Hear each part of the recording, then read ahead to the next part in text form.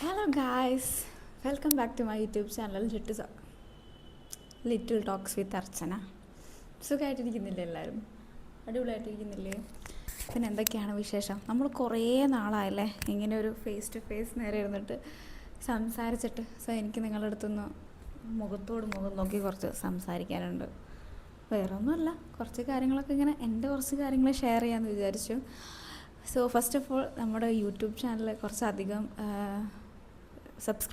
New subscribers വരുന്നുണ്ട്. You all are welcome.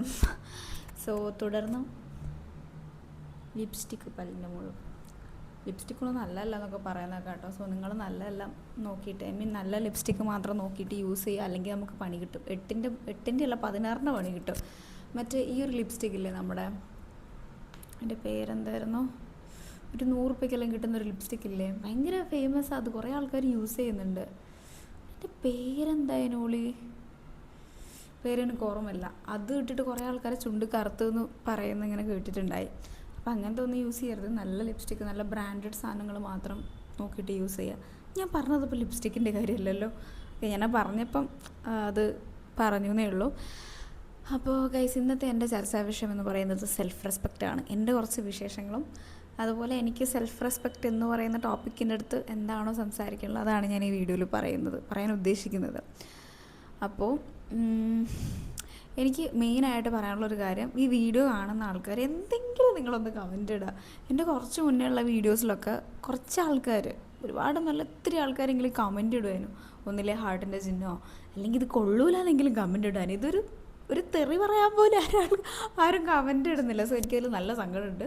നിങ്ങൾ കാണുന്നത് ഓക്കെ, ഗ്രേറ്റ്ഫുൾ ഫോർ ദാറ്റ്. എനിക്ക് വ്യൂസ് കൂടുന്നത് എനിക്ക് സന്തോഷമുള്ള കാര്യം. പക്ഷെ അതുപോലെ സന്തോഷമാണ് നിങ്ങളുടെ അഭിപ്രായങ്ങൾ അറിയിക്കുന്നത്. ഞാൻ ചെയ്യുന്ന വീഡിയോ നിങ്ങൾക്ക് ഇഷ്ടമാണോ, ഇഷ്ടമല്ലേ, എന്തെങ്കിലും ചേഞ്ച് വരുത്താനുണ്ടോ, അതൊക്കെ പറയുമ്പം എനിക്കൊരു സന്തോഷമാണ്. കാര്യം വ്യൂസ് കൂടുന്തോറും എനിക്ക് വീഡിയോ ചെയ്യാനുള്ളൊരു പ്രചോദനമുണ്ട്. അതേമാതിരി നിങ്ങൾ നിങ്ങളുടെ കമൻറ്റ്, വിലയേറിയ കമൻറ്റ് അറിയിക്കുമ്പോൾ എനിക്ക് അതിലൂടെ ഒന്നുകൂടെ സന്തോഷം വരും. അപ്പോൾ എന്തായാലും ഇത് കാണുന്ന ആൾക്കാർ കമൻറ്റ് ചെയ്യാൻ മറക്കരുത്. എന്തെങ്കിലും ഒന്ന് കമൻറ്റ് ചെയ്ത്, നിങ്ങൾ നല്ലതോ ചീത്ത എന്തെങ്കിലും ഒന്ന് പറയാം. ചീത്ത പറയാണ്ട് കേട്ടോ, ഞാൻ വെറുതെ ഒരു ആവശ്യത്തിന് പുറത്ത് പറഞ്ഞാണ്. നല്ല മീൻസ് എന്തെങ്കിലും ചേഞ്ച് ചെയ്യുകയാണെങ്കിൽ ഡെഫിനറ്റ്ലി എന്താ പറയുക, എന്താണെന്നുണ്ടെങ്കിലും ഞാനത് മാറ്റാം, ഞാനത് പരിഗണിക്കുന്നതായിരിക്കും. ഓക്കെ. അപ്പം പഴയ ആൾക്കാരും പുതിയ ആൾക്കാരും കാണുന്ന എല്ലാവരുടെ അടുത്തും കേട്ടോ ഞാൻ പറഞ്ഞത്. ആൻഡ് സെൽഫ് റെസ്പെക്റ്റ്, അതാണ് നമ്മുടെ ഇന്നത്തെ ടോപ്പിക്ക്.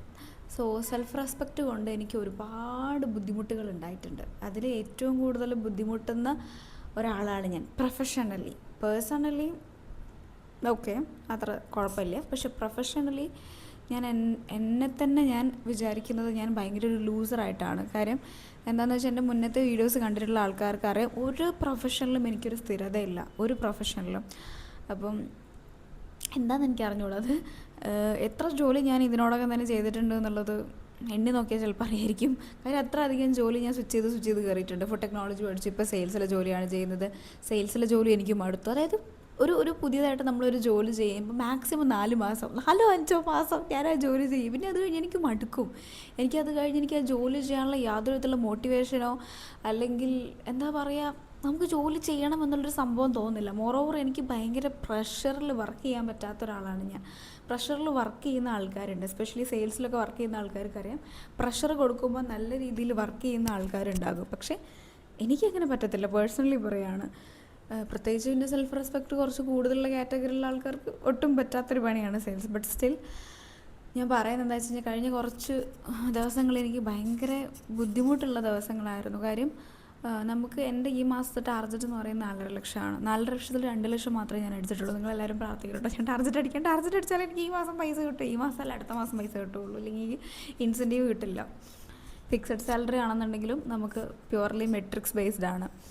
അപ്പം ഇതൊക്കെ ഞാനതിന് നിങ്ങളുടെ അടുത്ത് പറയാമെന്ന് വെച്ച് കഴിഞ്ഞാൽ, എനിക്ക് പറയാനുള്ള വേറെ ആരെങ്കിലും വേണ്ടേ? ഓഫ്കോഴ്സ് ഞാൻ അപ്പൂൻ്റെ അടുത്ത് പറയുന്നുണ്ട്, പക്ഷേ എന്നാലും നിങ്ങളുടെ അടുത്ത് പറയുമ്പോൾ കുറച്ചുകൂടി ഒരു സമാധാനം പോലെ.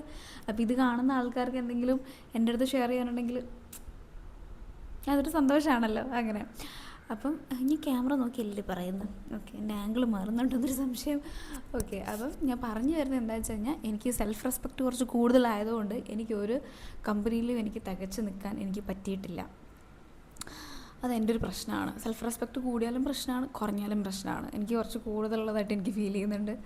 അപ്പോൾ ഒരു അടിമേനെ പോലെ നമുക്കൊരു കമ്പനിയിൽ വർക്ക് ചെയ്യുക എന്നുള്ളത് എന്നെ സംബന്ധിച്ച് എനിക്ക് ഒരിക്കലും പേഴ്സണലി ബുദ്ധിമുട്ട് ഉള്ളൊരു കാര്യമാണ്. അതായത് എനിക്കൊരിക്കലും പറ്റാത്തൊരു കാര്യമാണത്. അപ്പം എന്താ പറയുക, എനിക്ക് ഇപ്പോൾ ഈ നിൽക്കുന്ന കമ്പനിയിലാണെന്നുണ്ടെങ്കിലും എൻ്റെ ജോലി ഇപ്പം കയ്യാലപ്പുറത്തിരിക്കുന്ന തേങ്ങേൻ്റെ മാതിരിയാണ്. എപ്പോൾ വേണമെന്നുണ്ടെങ്കിലും പോവാൻ വരാം ആ ഒരു രീതിയിലാണ് ഇപ്പം എൻ്റെ ജോലി ഇരിക്കുന്നത്. സോ എന്താ പറയുക, ടാർഗറ്റ് നമുക്കറിയാം, ഈ സെയിൽസ് ഫീൽഡ് ആകുന്ന സമയത്ത് ടാർഗറ്റ് ഉണ്ടാകും. മന്ത്ലി ടാർഗറ്റും വീക്ക്ലി ടാർഗറ്റ്, അങ്ങനെ ഡെയിലി ടാർഗറ്റ്, റൺ റേറ്റ് കാര്യങ്ങളൊക്കെ ഉണ്ടാകും. സോ അതൊക്കെ മീറ്റ് ചെയ്ത് കഴിഞ്ഞാൽ മാത്രമാണ് നമുക്ക് സെയിൽസിൽ കൂടുതൽ കാലം നിൽക്കാൻ പറ്റുക. നല്ലൊരു കമ്പനിയിൽ നമുക്ക് കൂടുതൽ കാലം സർവൈവ് ചെയ്യണമെന്നുണ്ടെങ്കിൽ നിങ്ങളൊരു പെർഫോമർ ആയിരിക്കണം, സെയിൽസ് പെർഫോമർ ആയിരിക്കണം, കൺസിസ്റ്റൻറ്റ് പെർഫോമർ ആയിരിക്കണം. പക്ഷേ എനിക്ക് ആ കൺസിസ്റ്റൻസി ഇല്ല, എനിക്ക് ഒരു കാര്യത്തിലും കൺസിസ്റ്റൻസി ഇല്ല. അതാണ് വേറൊരു കോമഡി കാര്യം. ഇപ്പം എന്തെങ്കിലും ഒരു കാര്യം ചെയ്യുമ്പോൾ, ഒരു എക്സാമ്പിൾ, ഒരു മരുന്ന് കഴിക്കുകയാണ്, മരുന്ന് കൃത്യസമയത്ത് കഴിക്കാൻ പോലും എനിക്ക് പറ്റാത്തൊരു സിറ്റുവേഷൻ വന്നിട്ടുണ്ട്. എന്ന് വെച്ചാൽ സിമ്പിളായിട്ടുള്ള കാര്യമാണത്. നമ്മളെല്ലാവരും ചെയ്യേണ്ട ഒരു കാര്യമാണ് മരുന്ന് ഓർത്ത് വെച്ച് കഴിക്കുക എന്നുള്ളത്. അതുപോലും എനിക്ക് പറ്റാറില്ല എന്ന് പറയുമ്പോൾ നിങ്ങളൊന്ന് ആലോചിച്ച് നോക്കുക എൻ്റെ അവസ്ഥ, കറണ്ട് അവസ്ഥ. അപ്പം കൺസിസ്റ്റൻസി എന്ന് പറയുന്നത് എനിക്ക് ഭയങ്കര ലോ ആണ്, ഒന്നിലുമില്ല. അതുപോലെ ഫോക്കസ് ചെയ്യാൻ പറ്റാത്ത പ്രശ്നം. ഞാൻ ഇങ്ങനെ വിചാരിക്കും എനിക്ക് മടിയാണോ അല്ലെങ്കിൽ വേറെ എന്തെങ്കിലും പ്രശ്നമാണോ എന്നിങ്ങനെ ഇങ്ങനെ സ്വയം എന്നോട് തന്നെ ചോദിക്കും. കാര്യം ഒന്നിനും ഫോക്കസ് ചെയ്യാൻ പറ്റാത്തൊരവസ്ഥ. അതൊക്കെയാണ് ഇപ്പോഴത്തെ എൻ്റെ മെയിനായിട്ട് ഞാൻ കഴിഞ്ഞ കുറച്ച് ദിവസങ്ങളായിട്ട് ഫേസ് ചെയ്തുകൊണ്ടിരിക്കുന്ന ഇഷ്യൂ. അപ്പോൾ ഞാൻ പറഞ്ഞു വന്നത്, സെൽഫ് റെസ്പെക്റ്റ് നമുക്കൊരു പരിധി വരെ നല്ലതാണ്. പക്ഷേ അതൊരു പരിധി കൂടുതലായി കഴിഞ്ഞപ്പോൾ എൻ്റെ അവസ്ഥയായിരിക്കും നിങ്ങൾക്ക് ഒരു സ്ഥലത്തും കണ്ടിന്യൂ ആയിട്ട് വർക്ക് ചെയ്യാൻ പറ്റത്തില്ല. എസ്പെഷ്യലി അത് വർക്കിനെ നമ്മൾ നല്ല രീതിയിൽ ബാധിക്കും. നിങ്ങൾ സെൽഫ് റെസ്പെക്റ്റ് നോക്കിയിട്ട് വലിയ മാസമായിട്ട് ജോലിയൊക്കെ റിസൈൻ ചെയ്ത് വീട്ടിലിരിക്കുക എന്നുണ്ടെങ്കിൽ ഒന്നാമത്തെ കാര്യം നമുക്ക് നല്ലൊരു ജോലി കിട്ടാൻ പ്രയാസമാണ്. അത് കിട്ടിക്കഴിഞ്ഞാൽ അതിൽ കണ്ടിന്യൂ ചെയ്യാൻ നമുക്ക് ഓഫ് കോഴ്സ് സ്ട്രഗ്ലിംഗ് ആയിരിക്കും. പക്ഷേ അത് നിർത്തിക്കഴിഞ്ഞ് വേറൊരു സ്ഥലത്ത് ജോലി കിട്ടാൻ നല്ല പാടാണ്. ഇതൊക്കെ ആരോടാണ് പറയുന്നത് വെച്ചാൽ ഞാൻ എന്നോട് തന്നെയാണ് പറയുന്നത്. അപ്പോൾ നിങ്ങൾ വിചാരിക്കും ഇതൊക്കെ നീ നിന്നോട് പറയുന്നത്. എനിക്ക് ഈ പറയുന്ന കാര്യങ്ങളൊക്കെ അറിയാം. പക്ഷേ ഒരു പോയിൻ്റ് കഴിയുമ്പം നമുക്ക് എന്താ പറയുക, നമുക്കിത് കണ്ടിന്യൂ ചെയ്യാൻ പറ്റില്ല എന്നുള്ളൊരു മാനസികാവസ്ഥ വരും, ഫിസിക്കലി ഇമോഷണലി. സോ അങ്ങനത്തെ ഒരു സിറ്റുവേഷനിലൂടെയാണ് ഞാനിപ്പോൾ കടന്നു പോകുന്നത്. കാര്യം സംഭവം ശരിയാണ്, നല്ല എമൗണ്ട് നമുക്ക് ഉണ്ടാക്കാം. ഇൻസെൻറ്റീവായിട്ടും ഫിക്സഡ് സാലറി ആയിട്ടും നമുക്ക് ഒത്തിരി പൈസ കിട്ടും. പക്ഷേ പൈസ മാത്രം മതിയോ നമ്മൾക്ക്? പൈസ വേണം. മണി ഓവർ എവറിത്തിങ് എന്ന് വിശ്വസിക്കുന്ന ഒരാളല്ല ഞാൻ. പക്ഷേ മണിക്ക് മണി തന്നെ വേണം. അതുകൊണ്ട് നമുക്ക് ഒന്നും ചെയ്യാൻ പറ്റത്തില്ല. സ്നേഹം പുഴുങ്ങിയാൽ നമുക്കിവിടെ അരിവേവില്ല. സെൽഫ് റെസ്പെക്റ്റ് കൊണ്ട് നമുക്ക് സാധനങ്ങൾ മേടിക്കാൻ പറ്റില്ല. അതെല്ലാം ഓക്കെ. പക്ഷേ പൈസയ്ക്ക് എന്തൊക്കെ പറഞ്ഞാലും പൈസ തന്നെ വേണം. അപ്പം സെൽഫ് റെസ്പെക്റ്റ് നല്ലതാണുള്ളത്. പക്ഷേ ഞാൻ പറഞ്ഞു വന്നത് എന്താ വെച്ച് കഴിഞ്ഞാൽ, ഒരു പരിധി കൂടുതൽ നമ്മൾ വർക്കിൽ അത് അപ്ലൈ ചെയ്യാൻ നോക്കിക്കഴിഞ്ഞാൽ നമ്മൾ ശരിക്കും പെടും. അപ്പോൾ അതുകൊണ്ട് നിങ്ങളെല്ലാവരും എൻ്റെ അവസ്ഥ വരാതിരിക്കാൻ വേണ്ടിയിട്ടാണ് പറയുന്നത്. സെൽഫ് റെസ്പെക്റ്റ് കളഞ്ഞ് ജോലി കളയരുത് നിങ്ങൾ. നമുക്ക് തോന്നും പണ്ടാരും പേപ്പർ ഇട്ട് ഇറങ്ങിയാലോ അത്, പക്ഷേ നിങ്ങൾ ചെയ്യരുത്. ചെയ്ത് കഴിഞ്ഞാൽ പിന്നൊന്നുമില്ല, വേറെ നല്ലൊരു ജോബ് കിട്ടുന്നവരെ വീട്ടിലിങ്ങനെ പാട്ടും പാടിയിരിക്കാം, അത്രേ ഉള്ളൂ.